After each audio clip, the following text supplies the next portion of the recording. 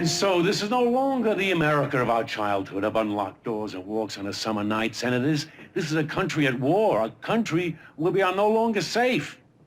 Not only in our streets, but in our own homes.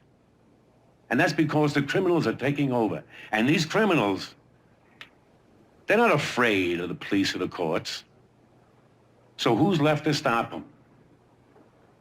The citizens. Always a last resort, the American citizens.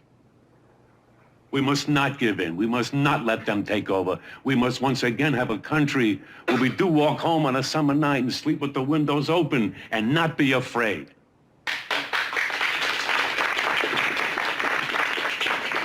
Thank you, Sheriff Campbell. We are now open for questions from the floor. Senator Codd of New York. Thank you, Mr. Chairman. Are you suggesting, Sheriff Campbell, that we arm every citizen? Because if you are, I'm afraid we're going to have to be afraid of something else. Shooting each other. No, Senator, no. I'm not talking about everybody should get a gun here. All I'm saying is that we have to be, one, aware, and two, ready to defend. And that doesn't have to be a gun.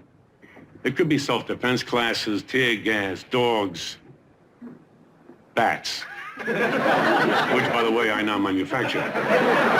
Senator Bolderow of Oregon. You manufacturing bats? Yes, sir. It's the Bat Campbell bat. That's one size hits all. Well, that's a major concern to me, Sheriff, because if you want bats for everyone, then let me assure you there will not be one tree left in America. It will eliminate shade and we will all die from sunstroke. Which is far less pleasant than being murdered. No, sir, I don't think we're all going to die from sunstroke. Not to mention, of course, the birds. Birds? Where will the birds live? And then the birds die and you got a worm problem. You're gonna have worms everywhere. Mr. Chairman. The senator from Oregon yield to the senator from New York. Senator, I appreciate your concern for birds and worms, but I'm more concerned about people. I don't think increasing violence is the answer to increased violence. Senator Lawton of Alabama. Thank you, Mr. Chairman. I wish to refute what my liberal pinko colleague from the great intellectual state of New York just said. Killing is as American as apple pie. Now, we have to kill to live. If you're sick of being killed, you kill first. Nothing wrong with killing, as long as you kill the right person. Well, it seems we're out of time, gentlemen. Sheriff Campbell, is there anything you wish to say in closing? Yes, sir. I just want to say that with a little work, we can make this country safe again. All that's needed here is awareness, which we now have, and action, which we're soon going to take. And I want to thank you very much for being here. It's an honor and a privilege, and I thank you very much. Thank you, Sheriff Campbell. This hearing is adjourned. Oh, listen, I got the Bat Campbell bats for everybody over here. There you go, sir. Campbell's getting too dangerous now. It's time to kill him.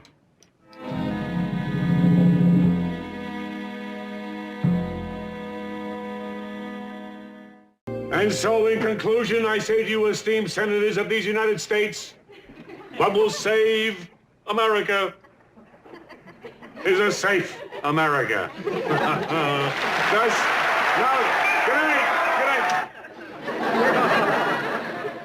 All right, so what'd you think? It was dramatic?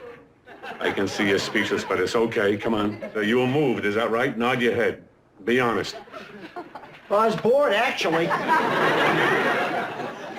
Bored? You were bored? You wanted me to be honest, Sheriff.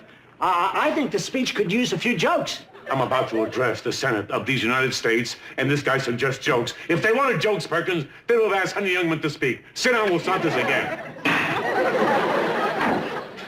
Hi. Hi. Oh, hey, Josh. Hi. May I come in? Oh, yeah, I'm sorry. Yeah, sure. Come on in here. Yeah. Wait a minute. How did you get by security? Security? Perkins, why aren't you out there? You said you wanted me to listen to your speech. Then why don't you get Leon to stand by for you? Leon had to go to the dentist.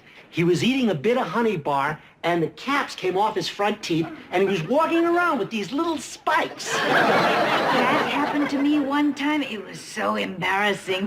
Fine, thank you, Perkins. You can go. But it's good for corn, though. Corn? Yeah, Perkins, you can go. For eating corn on the cob, those little spikes, you see, you just... What a wonderful idea. Corn's out of season. Perkins, would you go? Yes, sir. No. Look at that.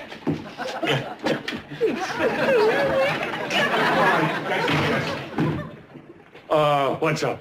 Oh, Bert. Bert, I cannot tell you what a thrill it is for me to see you in the flesh. Just come on. Oh, no, I mean it. But I mean, you're you, of course, and you always have been you. But, I mean, now that I see you on television, you are a little different than you were, even though you're not. I know what you're talking about, you know. To tell you the truth, now, you may not believe this, but sometimes when I look at myself in the mirror, I am overwhelmed that I am in the same room with me. Of course. Do you know what? I saw you last week on Phil Donahue's show. Yeah. Oh, what's he really like? He's so cute. Nice guy, good head of hair. You know, I watch him every day and I never hear a word he says because he's so adorable. I bet Marlo sits across from him at breakfast and thinks, my God, that's Phil Donahue I'm with. He probably looks at her and thinks, my God, that's Marlo Thomas I'm with. And the two of them never say a word to each other because, I mean, they're just so knocked out by it all. And then they get a divorce because there's no communication. It's a shame because they seem like a nice couple. Wait. Just, did you come in here for something in particular? Oh, yes, Bert, I did. Bert, I am watching one of the best marriages in the world being destroyed, and it breaks my heart. Jessica, Phil and Marlo are fine. The marriage is terrific. You have nothing to worry about. Bert, not their marriage. Your marriage. Yeah, well, that's another story. Well, you see, Bert, your marriage has always been so special that I just hate to see it in a bad way. And I want to make one little suggestion, Bert, huh? What about therapy? Therapy? What, you mean a shrink?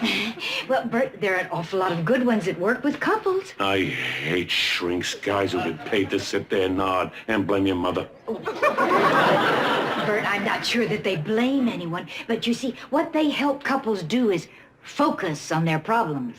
That's what's wrong with this world today. Everybody's focusing. They all focus. They're focusing on marriages everywhere, in newspapers, magazines, on television, and in the movies. I tell you something. I'm so sick of watching Jill Clayburgh's marriages go down the drain, I can't tell you.